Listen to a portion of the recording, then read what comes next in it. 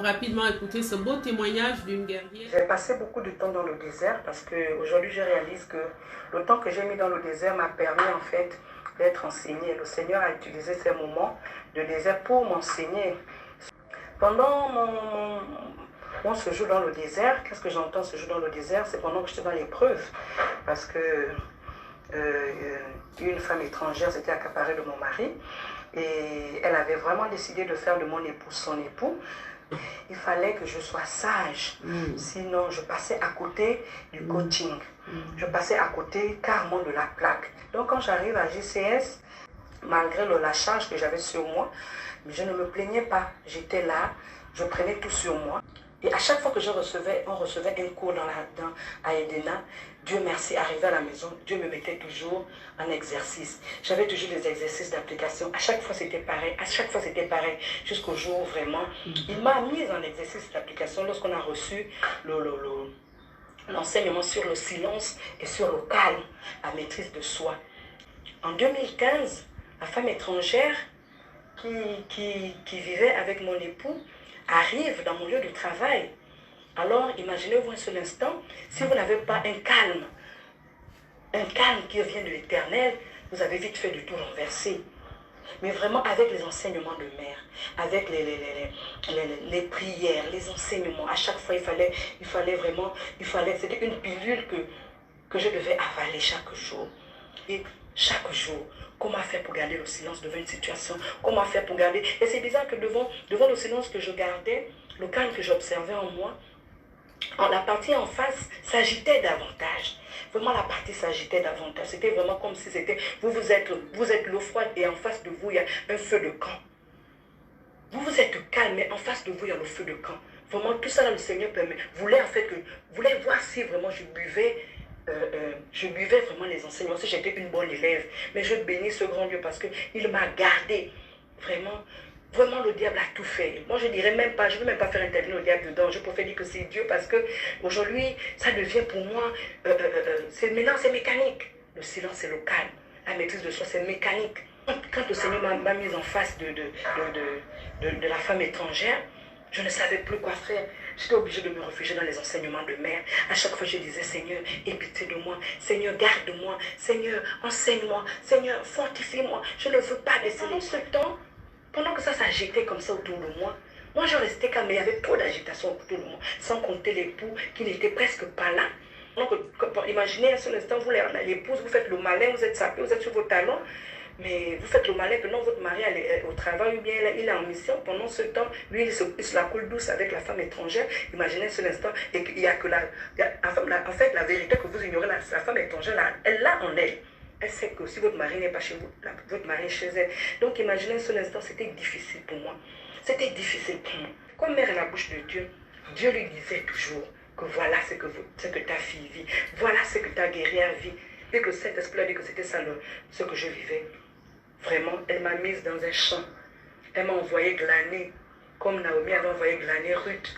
Il fallait prier, porter les fardeaux d'autres femmes. Je ne savais pas que pendant que je glanais, dans le champ des autres, c'était mon propre champ que je nettoyais. C'était mon propre champ que je nettoyais. Aujourd'hui, Dieu m'a béni. Aujourd'hui, Dieu a restauré ma maison. Aujourd'hui, mon époux, pendant que je priais pour les époux des autres, que Seigneur ait pitié, Seigneur amène l'époux de ma soeur, Seigneur amène l'époux de telle femme, Seigneur amène l'époux de X. Parfois même, je priais pour des gens que je ne connais même pas. Je suis dans le silence, je prie, j'implore la miséricorde de Dieu. Parce qu'après que mon mari soit sorti de là, nous avons fait un témoignage qui a vraiment édifié plus d'un couple dans la nation gabonaise. Moi, je bénis Dieu, qui est ce Dieu d'amour, qui a délivré son foyer, tout rétabli dans ma vie, dans la vie de mon époux. Aujourd'hui, nous servons le Seigneur. Aujourd'hui, le Seigneur nous a élevés. Cette guerrière a vécu des combats durant 14 ans. 14 ans de menaces, 14 ans avec une femme, comme elle dit, qui était déjà bien positionnée dans la vie de son mari, qui voulait lui arracher son homme, l'homme de sa destinée. Les voies de Dieu sont insondables, les voies de Dieu sont merveilleuses. Vous voyez, quand on n'est pas en Christ, mon Dieu, cet homme était aveuglé. Il ne voyait même pas sa femme. Elle vivait de ces choses, il est en voyage alors qu'il est dans la ville, ainsi de suite, second foyer. Mais quand Jésus a dit, maintenant je mets fin. Mais pour que Jésus mette fin, cette femme est rentrée dans un protocole qu'elle est venue recevoir les équipements adaptés à son combat. Ce n'était pas évident pour elle parce que chez elle, ça chauffait. Parfois, il disparaissait une semaine. Elle ne savait pas où aller le chercher. Mais quand elle a commencé à être équipée dans la formation d'une guerrière, comment renverser les puissances qui menacent son foyer, l'équilibre de sa famille. Et voyez-vous, Dieu est merveilleux. Vous prenez la voie du divorce parce que vous êtes fatigué, vous êtes émotionnellement éprouvé et vous avez des droits quelque part parce que votre mari vous bafoue. Donc vous dites, bah, c'est normal que j'aille au tribunal.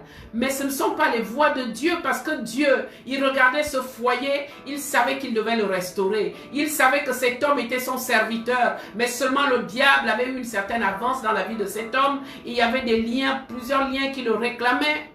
Donc il avait besoin d'une femme qui se tienne en prière. Pendant que je lui disais de se tenir en prière, elle priait pour des familles. Je lui disais, ne fais plus de ton sujet une priorité. Ton intercession de compassion ne doit plus être focalisée simplement sur ton époux, sur ton foyer. Regarde-toi, mets-toi dans le champ de tous les foyers brisés et intercède avec miséricorde et compassion pour toutes ces femmes qui subissent la même chose que toi. Croyez-moi, elle n'a pas été dans ce positionnement, dans ce couloir. Elle n'a même pas fait 3 mois. Elle n'a pas fait 3 mois dans ce couloir là, en train d'intercéder. Et vraiment, Dieu commençait à l'équiper parce qu'elle a reçu beaucoup de dons. Et elle a commencé à naviguer dans la révélation. Le Saint-Esprit se manifestait dans sa vie. Elle est morte en elle-même. Elle portait son couple, son foyer. Ce n'était pas évident. C'est pour cela que je dis, à problème mystique, solution spirituelle. Quand vous avez des problèmes mystiques, pourquoi vous voulez aller au tribunal? Le tribunal, c'est le juridictionnel, c'est la loi. Mais la loi est calquée sur quoi? Sur la connaissance. Sur la connaissance humaine. Lorsque vous intercédez, quand vous faites appel à la miséricorde divine contre ceux qui vous infligent des souffrances, Dieu les visite même dans le sommeil. Son mari était dérangé dans le sommeil. Il est rentré dans un couloir de délivrance. Le Seigneur l'a envoyé quelque part. Il a été revisité. Dieu a révélé tout ce qui embêtait cet homme, tout ce qui réclamait sa destinée. Il a reçu des délivrances. Croyez-moi, c'était vraiment fabuleux. Au sortir de là, il a appelé sa femme Naomi. Alléluia. Parce qu'il sait qu'elle a payé le prix dans la prière. Il appelle sa femme jusqu'à ce jour Naomi. Ça veut dire c'est toi qui m'a ramené. C'est toi qui m'as sauvé. Parce que tu as prié. Tu t'es positionné dans la prière pour moi. Tu ne m'as pas abandonné entre les mains du diable. Tu ne m'as pas livré aux démons qui réclamaient ma vie, ma destinée. Elle aurait pu divorcer. Cet homme serait pire aujourd'hui. C'est pour cela que je dis femme. La femme surnaturelle pardonne l'impardonnable parce qu'elle voit au-delà. Elle voit avec le regard de Dieu, le regard de miséricorde, le regard de compassion. Elle voit ce que le diable est en train de faire de la vie d'un homme. Elle a la compassion d'une âme et elle pleure, elle prie, elle oublie ses douleurs, elle oublie ses afflictions, elle oublie les offenses. Mais elle prie pour sortir l'homme qu'elle aime parce que l'âme de quelqu'un, l'âme d'un homme, l'âme de votre conjoint, l'âme de vos enfants, cette âme a du prix aux yeux de Dieu. Si elle n'avait pas contribué, si elle m'avait juste dit non, mère, vous me demandez l'impossible, après tout ce que j'ai souffert, après tout ce que j'ai enduré, après tout ce qu'il m'a fait, elle a arrêté de voir cet homme, elle regardait ce que le diable fait. C'est pour ça que l'apôtre Paul dit, les armes avec lesquelles nous combattons ne sont pas charnelles, mais elles sont puissantes par la vertu de Dieu. Nous ne combattons pas avec les armes charnelles. Il dit, nous n'avons pas à lutter contre la chair et le sang, mais contre tout esprit méchant. Dans les lieux célestes, une guerrière se lève, elle combat les esprits méchants. Son mari était influencé et habité par les esprits méchants qui voulaient détruire sa vie. Elle a porté dans ses entrailles de miséricorde le sujet de prière. Alléluia. Ce message s'adresse à une femme. Aujourd'hui, sa destinée est sauvée. Elle sert avec son mari. Il faut les voir. Ils sont comme des siamois. Ils rigolent ensemble. Ils racontent ensemble. Ils sont confidents l'un et l'autre. Mais il y a 14 ans, si vous lui aviez dit ça, qu'elle vivrait cela, elle aurait dit, ah, Dieu ne peut pas le faire. Dieu peut tout. Le diable est méchant. Le diable est méchant. Mais Jésus-Christ est vivant. Alléluia.